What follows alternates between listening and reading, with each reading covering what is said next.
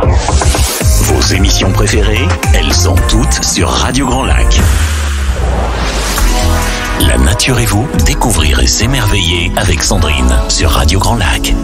Eh bien, bonjour chers auditeurs, ravi de vous retrouver aujourd'hui pour La Nature et vous. C'est tous les 15 jours, découvrir et s'émerveiller, c'est sur Radio Grand Lac. C'est un moment pour découvrir les bienfaits de la nature sur notre santé, ses mystères, ses interactions. Depuis la nuit des temps, la nature nous inspire et nous émerveille. Comment sommes-nous en interaction avec le vivant autour de nous ? Pour en parler aujourd'hui, nous sommes avec Mélusine Martin qui est en Allemagne. Donc nous sommes au téléphone. Bonjour Mélusine. Bonjour Sandrine. Je vais vous présenter Mélusine dans quelques instants. Savez-vous qu'en fait, les peuples autochtones n'ont pas de mots pour désigner la nature ? En fait, la nature, elle fait partie d'eux, elle fait partie de leur culture. Un arbre, c'est comme c'est comme une sorte d'être, c'est comme un être vivant. Elle fait vraiment partie d'eux. Donc, il n'y a pas un mot spécifique. Par exemple, en éthiopien, comment se nomme la nature ? En fait, il l'appelle tafatro. Je ne sais pas si je prononce bien. C'est-à-dire, ça veut dire ce qui est créé. En swahili, c'est asili. Ça veut dire le monde, l'univers. Et en fait, si on retourne dans la Grèce antique, dont viennent beaucoup de nos mots, Homère avait parlé de la phousis. La phousis, c'est finalement, ça peut se définir comme le processus de croissance, la naissance d'une chose jusqu'à sa maturité. On va à l'essence, à la nature même des choses. Et Aristote, un peu plus tard, pour lui, en fait, la nature est surtout un principe de mouvement. Si on en vient à l'étymologie latine, donc la phousis a été traduit par nature, natura en latin. Et en fait, nature vient en latin de natus, qui veut dire naître. Et nation a exactement la même racine que nature, c'est natus, naître. Donc en latin, on disait natura, naissance, faire naître, action de faire naître. Et dans les premiers textes, la nature, c'est comme une force, on la définissait comme une force active qui a établi et maintient l'ordre de l'univers. Puis on continue à avancer comme ça dans le temps. Au XIIe siècle, en fait, en parlant de l'être humain, on se référait à sa nature innée. Vous voyez, on ne définissait pas encore l'environnement végétal, etc., comme nature. On parlait, ça avait ce sens-là. Puis au XIIIe siècle, nature, on l'associe plus au plan physique, constitution du corps humain. Je ne vais pas aller plus que ça dans l'évolution du mot nature, mais il y a une citation d'Élise Reclus qui dit, et elle symbolise beaucoup de choses, l'humain et la nature prenant conscience d'elle-même. C'est très phénoménologique. Ça nous amène à une question qui est la question de l'identité. Alors, il y a une vraie question, est-ce qu'on n'aurait pas une identité environnementale ? Est-ce qu'on n'aurait pas une identité de nature ? Et nous sommes en pleine crise identitaire, de toute façon, actuellement. Voilà, comment se redéfinir, à qui on appartient, d'où on vient ? Et alors, pour en parler, pour cette notion d'identité environnementale, nous sommes justement avec Mélusine Martin. Mélusine, vous êtes journaliste scientifique, vous êtes chercheur en sociologie environnementale, et vous avez grandi. En fait, votre enfance, elle est plutôt urbaine, mais par contre, vous avez une mère qui adore la nature, qui est naturopathe et qui a toujours fait en sorte de vous emmener dans la nature, même en nature urbaine. Et déjà adolescente, en fait, vous questionnez sur le sens de la vie et sur le sens d'identité, comment développer son identité. Et très vite, l'idée de l'identité environnementale vous est venue. Et en fait, ça a été le sujet de votre thèse. Et le livre, là, vous venez de sortir un livre, Reconnectez-vous à la nature, aux éditions Larousse. Et justement, finalement, c'est la concrétisation de votre thèse, entre autres sur le questionnement de l'identité environnementale. Alors, Mélusine, comme à chacun de mes invités, je pose une première question qui est: que signifie la nature pour vous ? Alors moi, j'ai beaucoup aimé votre introduction et notamment la signification en swahili du mot nature qui veut dire le monde ou l'univers. Parce que je pense que c'est vraiment très juste pour moi. La nature, c'est tout. C'est l'univers tout entier, ça inclut les êtres humains, ça inclut les créations humaines, y compris les villes, les voitures, les bâtiments, le plastique et toutes les choses qui, a priori, nous semblerait antinaturel justement ou artificiel. C'est la thèse aussi que je soutiens dans le livre que je viens de publier chez Larousse, qui est que il faut qu'on réconcilie en fait les contradictoires et les idées qu'on peut avoir qui nous séparent de la nature, et notamment le fait qu'en général on a tendance à voir l'être humain et le monde moderne ou les villes comme n'appartenant pas à la nature. Donc pour moi la nature c'est tout. C'est un tout. Ou c'est tout, ouais, d'accord. Et alors, comme on parle d'identité, comment vous définissez justement l'identité ? C'est le préambule d'ailleurs de votre livre au début. En fait, donc moi mes recherches, elles sont focalisées sur le concept d'identité environnementale, donc l'identité en lien à la nature. Mais à la base, donc ça part du socle du concept d'identité. Et pourquoi l'identité humaine, c'est quelque chose qui est essentiel dans notre relation à la nature. Parce qu'en fait, qu'est-ce que c'est l'identité ? C'est qui on croit être. Pour faire très simplifié, c'est qui on pense être. C'est notre identité. Et le premier pas pour décortiquer notre lien à la nature, c'est de comprendre que qui on pense être, c'est d'abord une croyance. C'est une croyance qu'on entretient sur nous-mêmes. C'est quelque chose qui évolue au fil de la vie, qui est défini à la fois par le monde extérieur et notre monde intérieur, par nos expériences, par nos émotions, par notre compréhension des choses, des fois par nos décisions, par nos choix et par nos actions. Et l'identité, elle n'est pas fixe en fait. Ce qui veut dire que d'abord, c'est bien parce qu'on peut changer notre relation à la nature en partant de cette identité, en créant une nouvelle identité en lien à la nature. Et c'est aussi un concept très important, ce concept d'identité, parce que qui on pense être va déterminer ce que nous faisons. Donc de nos croyances découlent nos actions, y compris nos actions envers la nature. C'est pour ça que le concept d'identité m'intéresse vraiment. Et est-ce que ça se situe pas, excusez-moi, à différents plans, à la fois, parce que vous le nommez dans votre livre, à la fois l'identité, elle va entre autres se baser sur 3 éléments, d'après ce que vous décrivez entre autres dans votre livre: cognitif, émotionnel, comportemental. Est-ce que vous pouvez juste nous en dire plus, ces 3 éléments étant aussi les 3 piliers de l'apprentissage? C'est ça. En fait, donc, en ce qui concerne en particulier l'identité environnementale, donc l'identité qu'on peut avoir en lien avec la nature. Donc, d'abord, pour définir le concept, il faut savoir que c'est un concept qui a été mis en avant en sciences et en recherche au cours des 15 dernières années, en gros. Ça vient des États-Unis et le concept en lui-même, il pose le fait que en tant qu'être humain, par exemple, donc moi en tant qu'être humaine, je vais penser, ok, je suis moi.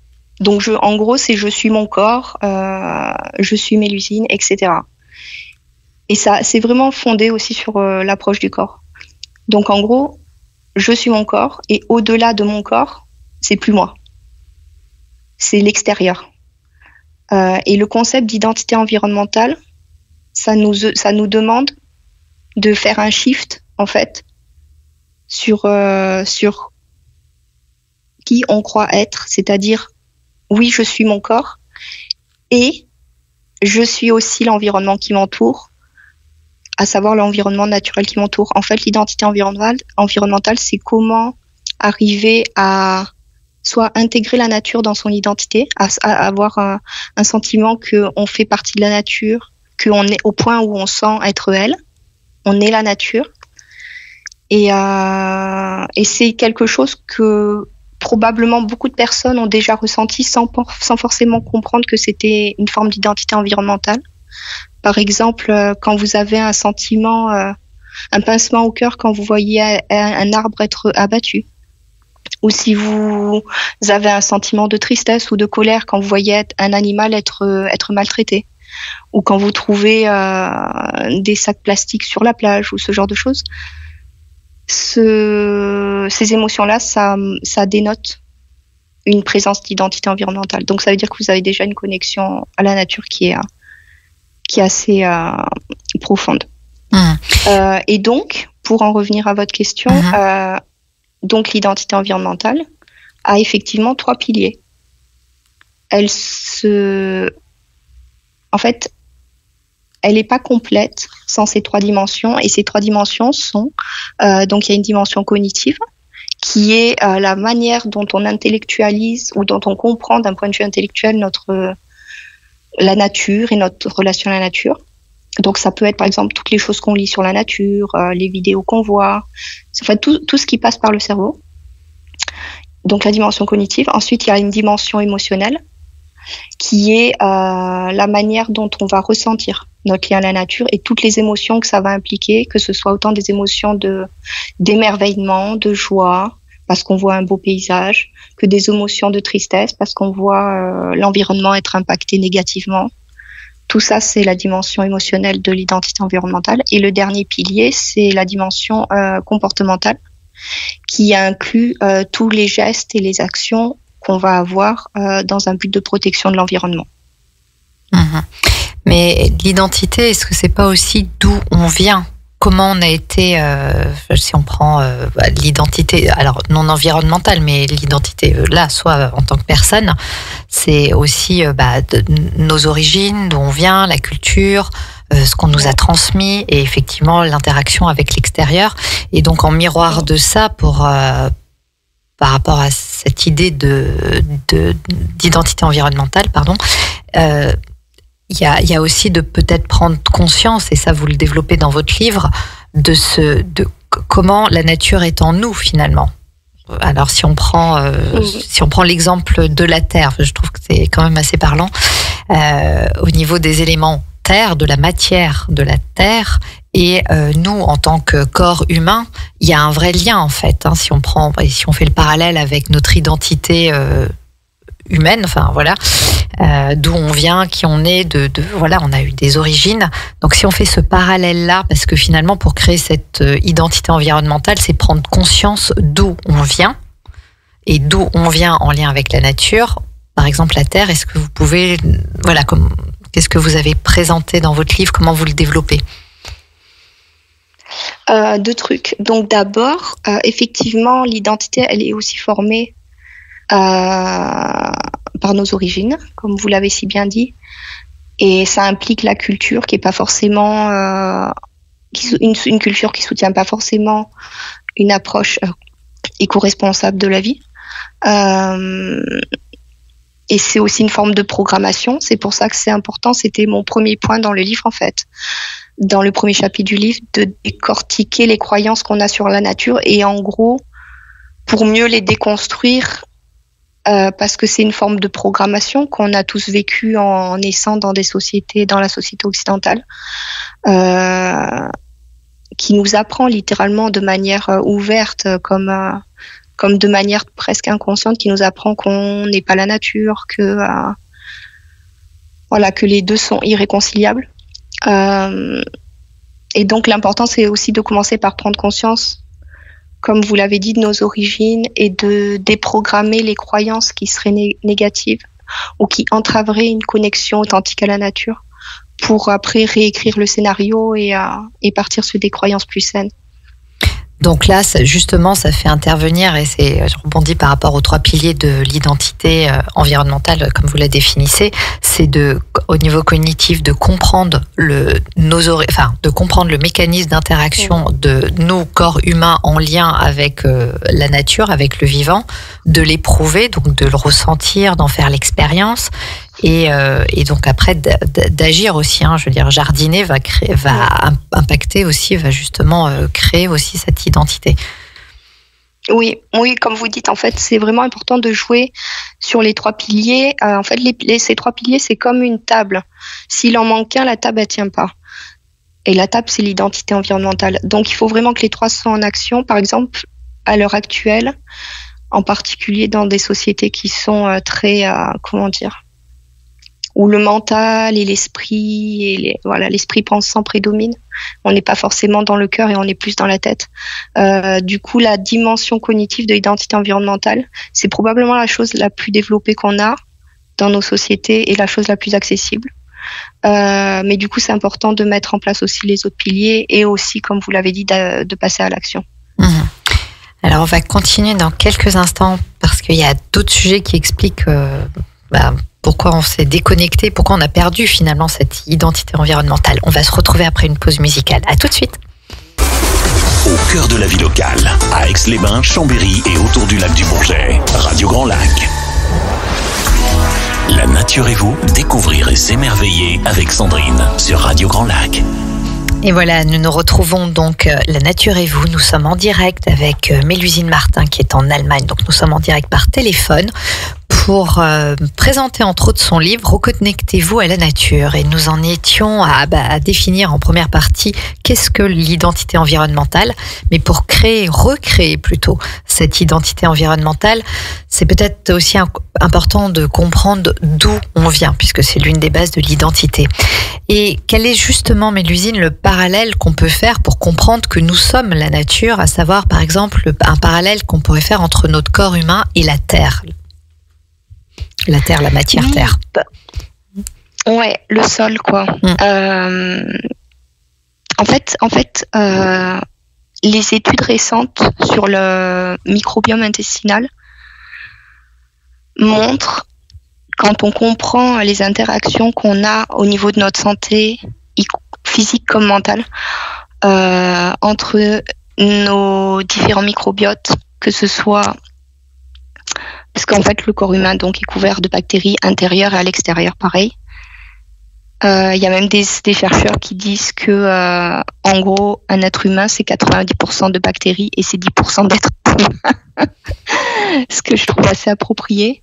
Et du coup, quand on va dans l'infiniment petit et le quotidien des microbes qu'on porte sur nous, en fait, on comprend que ne serait-ce que par les différents microbiotes, on est en interaction constante avec la nature et avec l'environnement. Parce que nos microbes, nos bactéries, etc. sont tout le temps en train de bouger, de s'échanger les uns les autres entre les différents environnements et nous-mêmes.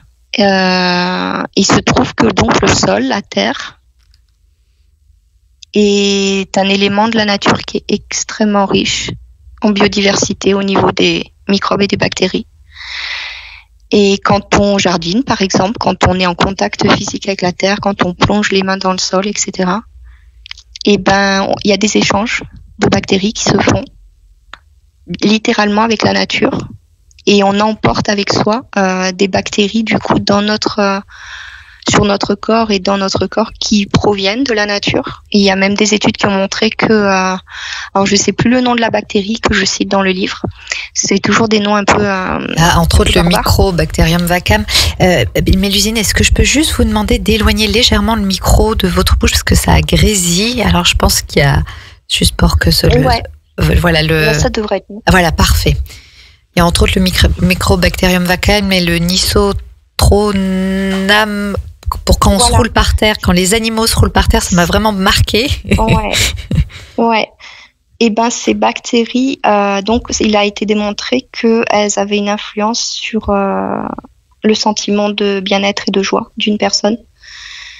Et il y a même des chercheurs qui l'appellent le Prozac vert, et qui pourrait expliquer en partie pourquoi les personnes qui jardinent et qui sont proches de la nature sont plus heureuses que les personnes qui ne sont pas au contact de la nature. Oui, parce que quand on jardine, on va ingérer par la respiration, par le toucher, par la peau, cette bactérie, le Mycobacterium vacam, et qui justement a un impact sur la sérotonine, la dopamine, entre autres, et qui diminue le cortisol, je crois. Exactement, c'est ça. Et c'est une preuve aussi matérielle concrète du fait que c'est très difficile de dire qu'on n'est que notre corps, parce qu'on est, par nos échanges bactériels, en interaction constante avec la nature. Donc, où s'arrête la limite de notre corps dans ce sens-là, quoi. Tout à fait, oui, puisque la peau, c'est un petit peu comme la croûte terrestre aussi. Hein. C'est l'épiderme. Vous dites, je crois, à un moment que la Terre, c'est l'épiderme de la planète. Et, oui, ouais. Alors, finalement, pourquoi on en arrive à cette idée d'identité environnementale? Ça veut dire qu'on a perdu une part de notre identité. Et historiquement, effectivement, en préambule, je donnais un petit peu l'origine du mot nature, l'étymologie, mais effectivement, je suis pas allée un peu plus loin dans l'histoire, mais il y a eu une vraie déconnexion de la nature qui fait qu'on en a perdu cette part d'identité. Est-ce que... Oui, tout à fait. En fait, je pense qu'on peut poser la question à des personnes aujourd'hui. La majorité dira se sentir déconnecté de la nature. En fait, à l'heure actuelle, on vit de plus en plus en ville. On vit de plus en plus entouré de technologies numériques et d'écrans. Il y a des réelles barrières physiques à la nature, même si, voilà, d'un point de vue psychologique, voire philosophique, tout reste nature. Donc, ça va au-delà de ça, mais au quotidien, c'est pas forcément facile de se sentir connecté à la nature quand on habite en ville. Et d'où vient cette déconnexion? À mon sens, ça vient du début de l'urbanisation, de la révolution industrielle, qui a été un pas en avant dans un monde de plus en plus technologique et dans un monde de moins en moins proche de la nature. Et aujourd'hui, si on pose la question aux gens de s'ils plongent régulièrement les mains dans la terre ou pas, ça va pas être la dominante qui va dire oui, à mon avis. Il y a aussi une histoire au niveau physique. Depuis Descartes, il a bien séparé justement l'humain, enfin l'émotionnel du corporel, l'âme du corps. Il y a eu déjà une scission au niveau de Descartes et au niveau religieux aussi où mais tout ça, c'est notre culture, en fait. On a hérité de tous ces penseurs et ces philosophes une approche justement cognitive de la nature fondée sur une séparation. Comme vous l'avez dit, l'émotionnel n'est pas l'intellectuel, l'animal et l'être humain, c'est pas la même chose. La ville et la nature, c'est des opposés. Ça, c'est des croyances, en fait. C'est des croyances qu'il est important de déconstruire pour développer une identité environnementale forte et stable. Donc, en fait, quelle que soit l'identité, dans le sens large, pour recréer son identité, c'est revenir à sa culture et de ne pas se séparer de sa culture. Voilà, c'est typiquement... Et il va falloir réanalyser la culture, surtout quand... par essence, la culture occidentale, elle est fondée sur une séparation humain-nature. Ce qui n'est pas le cas de toutes les cultures, comme vous l'avez expliqué en introduction. Mais quand c'est le cas, c'est important de réanalyser ses croyances. Alors, si je rebondis là-dessus, il y a encore deux sujets. L'un aussi qui fait... Alors, on va d'abord... Quel serait comment bien sûr, vous en parlez entre autres dans votre livre, mais donc pour renouer le lien à la nature, pour renouer le lien à cette culture nature qui sont unies, qu'est-ce que on a vu jardiner, c'est une suggestion. Est-ce qu'il y a d'autres choses que vous présentez à chacun de vos chapitres? Il y a quand même des petites astuces pour justement renouer ce lien à la nature. Est-ce que vous en auriez d'autres à nous donner sans spoiler le livre, évidemment? Oui, bien sûr. En fait, donc ça appartient à la dimension comportementale de l'identité environnementale, le fait de passer à l'acte, d'agir et d'avoir intentionnellement des choses à faire, des choses à faire pour renouer avec la nature. Alors, si je devais répondre à cette question de façon en une phrase, la version courte, c'est comment retrouver le lien à la nature, en étant au contact de la nature, en passant du temps dans la nature. Mais après, être au contact de la nature, ça veut dire plein de choses. C'est-à-dire que c'est pas... je pense, je sais pas, aux gens qui habitent en ville, ils n'ont pas forcément accès à une immense forêt juste à côté de chez eux. Et pourtant, ça n'empêche pas de se reconnecter à la nature. Donc, il y a plein de niveaux et tous ces niveaux sont importants et peuvent aider et soutenir l'identité en lien à la nature. Donc, ce dont je parle dans le livre, c'est notamment pour les citadins, le fait, par exemple, de faire pousser des plantes chez soi. Que ce soit des plantes vertes à l'intérieur ou que ce soit des plantes qu'on fait pousser sur son rebord de fenêtre ou sur un balcon. Mais le fait de planter les mains dans la terre, même si c'est une terre qui est en pot, ça fait déjà une différence. Après, l'important, c'est de s'environner, de s'entourer de nature autant que possible, même si c'est une nature qui est entre guillemets recréée. Donc, par exemple, des huiles essentielles à inhaler chez soi. Ça peut faire une forme de bain de forêt à domicile, qui est tout à fait accessible. Ou alors, il y a aussi un élément qui me plaît beaucoup quand je donne des conseils pour se reconnecter, parce que c'est quelque chose qui est extrêmement accessible. C'est le ciel. En fait, le ciel, c'est un élément de nature qui est accessible partout, y compris en ville. Et il y a énormément d'études, étonnamment, sur le sujet du ciel, qui montrent que le ciel, en fait, crée un sentiment de surprise et d'émerveillement chez la personne qui va justement nourrir l'identité environnementale. Moi, je me souviens quand j'ai habité à Paris, désespérée de nature, en fait, je passais beaucoup de temps à la fenêtre à regarder le ciel, même si en dessous, il y avait des bâtiments, des voitures, etc. Et c'est vrai que ça fait vraiment du bien. Et le ciel aussi a la caractéristique de changer tout le temps, ce qui est une caractéristique qui est importante parce que ça crée ce sentiment d'émerveillement. Parce qu'on ne sait jamais ce qu'il va y avoir après. Il y a le lever du soleil, le coucher du soleil, les mouvements des nuages. Et il n'y a jamais de ciel pareil. Donc voilà, c'est une autre astuce pour pas perdre son lien à la nature en ville. Ce que vous dites qui est fort important, vous parlez d'émerveillement. Et l'émerveillement, c'est un petit peu c'est retrouver son âme d'enfant. Et l'enfant, lui, il n'a pas perdu ce lien-là, en fait, intuitivement. Bah oui, c'est sûr. Et c'est là qu'on en vient à l'émotionnel, en fait. Donc, pour, renouer avec son identité environnementale, qui fait partie de notre identité globale, peut-être.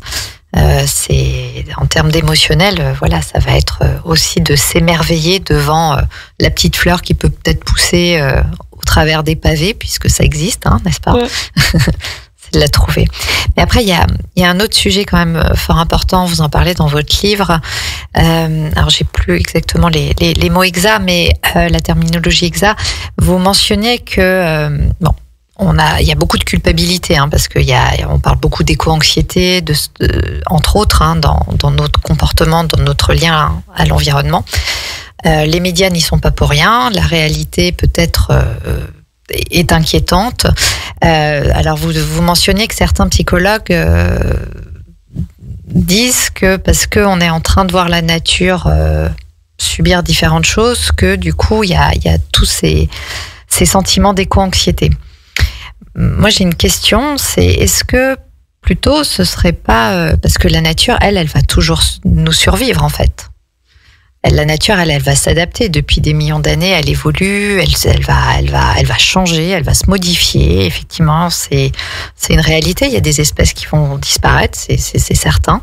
Mais est-ce que du coup, ça générerait pas plutôt un miroir de la finitude de l'homme et donc du coup entre autres de son identité? Oui, sujet très dense, n'est-ce pas? En fait, pour commencer par la culpabilité, il y a même une chose qui s'appelle l'éco-culpabilité. Donc, ça existe. Eco-guilt en anglais. Et parce qu'il est vrai qu'à l'heure actuelle, face au réchauffement climatique et aux annonces désastreuses qu'on peut voir à la télé et dans les médias, disons qu'il y a une espèce de tsunami émotionnel pour les personnes à l'heure actuelle qui est sans précédent vraiment, parce que les générations précédentes n'ont pas vécu ça. Je veux dire, le terme éco-anxiété, c'est un terme récent qui a été créé parce qu'il répond à une réalité nouvelle. Et dans ce mix d'émotions, que ce soit l'anxiété, que ce soit la peur, que ce soit la tristesse, que ce soit la colère, il y a de la culpabilité qui est la culpabilité d'être responsable de la situation actuelle planétaire. En gros, la planète est en train d'être détruite et c'est ma faute, en gros. Donc c'est assez difficile à porter pour le système nerveux d'un seul individu, n'est-ce pas? Mais on nous le rabâche aussi que c'est de notre faute, parce que si on regarde, si on prend les industriels, c'est au départ quand même, je sais pas, je pense entre autres à Coca-Cola, pour ne pas nommer de marque à la radio, peut-être que je n'avais pas le droit. Au moment où les bouteilles, les canettes en métal et puis après les bouteilles en plastique sont sorties, jusque-là, on avait quand même les bouteilles étaient consignées en verre. Et puis pour une question de praticité pour cette entreprise, ils ont préféré avoir du jetable. Et comme après il y a la publicité derrière, ça pousse à la consommation. Donc, alors oui, on a la responsabilité d'acheter ces éléments-là. Mais il y a comme une sorte de manipulation aussi quand même de la condition humaine, de qu'est-ce qu'on doit faire, qu'est-ce qu'on nous incite à faire. D'un point de vue objectif, si on fait la part des choses entre l'impact des industries par rapport à l'impact des individus, c'est indéniable que les industries ont un impact plus important. Le problème maintenant avec l'émotion de culpabilité, c'est que ça marche. C'est-à-dire qu'il y a d'ailleurs des études qui ont évalué l'éco-culpabilité et montré que c'était une caractéristique suffisante pour faire changer les gens dans leur action envers l'environnement. Donc en gros, on vous fait culpabiliser pour... En fait, le concept même de cette émotion de culpabilité, c'est une émotion qui a pour but de modifier nos comportements. Donc ça part d'une bonne intention, on pourrait dire ça. Et effectivement, des études montrent qu'effectivement les gens modifient leur comportement par rapport à l'environnement suite à ça. Le problème, c'est que d'autres études montrent aussi que ces changements comportementaux ne sont effectifs que sur le court terme. Donc au bout d'un moment, les gens, ils en ont marre de se faire culpabiliser, de s'en prendre plein la tête, et ils baissent les bras et ils disent ok, de toute façon c'est foutu, la planète est foutue, on est tous foutus, moi je fais plus rien. En gros, c'est l'idée. Et c'est là que j'ai trouvé des études vachement intéressantes qui expliquaient que pour faire changer les gens sur le long terme, mieux que l'éco-culpabilité, il y avait l'éco-fierté ou alors l'éco-gratitude. Et en gros, ça implique d'avoir une relation à la nature du coup qui va être plus saine et de mettre en avant tous les aspects positifs de notre lien à la nature. Le fait qu'on va trouver ça beau, le fait qu'on va avoir un lien d'amour, le fait qu'on va être fier d'avoir vu certains paysages, d'avoir créé un jardin, et aussi la reconnaissance qu'on va ressentir envers la nature pour tout ce qu'elle nous apporte, que ce soit la nourriture, que ce soit la beauté esthétique, etc., etc. Et que ce genre d'émotions, en comparaison à la culpabilité, généraient des actions pro-environnementales, donc qui soutenaient l'environnement, pour le coup sur le long terme et pas sur le court terme. Donc ça nous ramène à l'idée qu'il faut vraiment nettoyer notre lien à la nature pour se débarrasser de tout le négatif et se recentrer sur quelque chose de sain et qui est dans la bienveillance, l'amour, la compassion et la joie. Tout à fait. En fait, ça boucle la boucle parce que c'est ça finalement, recréer une identité. C'est que la façon dont quand il y a l'éducation des enfants, soit on les élève dans la culpabilité, nous sommes quand même dans une culture judéo-chrétienne, donc on baigne dedans, ou soit effectivement on met en avant tout ce qui est tout ce que la nature peut nous apporter, et non pas le contraire. Alors Mélusine, malheureusement, l'émission touche à sa fin et ça aurait été vraiment un plaisir de continuer. Donc, Je vous invite à en savoir plus, chers auditeurs, dans le livre de Mélusine, Reconnectez-vous à la nature, c'est aux éditions Larousse. Et si vous avez envie d'expérimenter, alors là je parle pour la région de Savoie, justement ce lien et reconnecter le lien à la nature, Essentiel Nature organise justement des conférences par thématique. La terre, le feu et l'humain, l'air et nous, l'eau et nous. Et donc, je vous invite à contacter Essentiel Nature parce qu'il va y avoir une série de conférences autour de ce sujet. Et bien sûr, le livre sera évidemment mentionné. Alors, vous pourrez retrouver à 17h les Murmures du Lac avec Romain. À 18h, 9-2-1, partez pour le sport. Et puis, la grande nouveauté à Radio Grand Lac, c'est quand même l'application mobile de Radio Grand Lac que vous pouvez télécharger sur toutes les plateformes. Et comme ça, vous pouvez écouter Radio Grand Lac à tout moment, partout où vous êtes. Et nous nous retrouvons dans 15 jours. À bientôt. Merci Mélusine. Au revoir à tout le monde. Radio Grand Lac.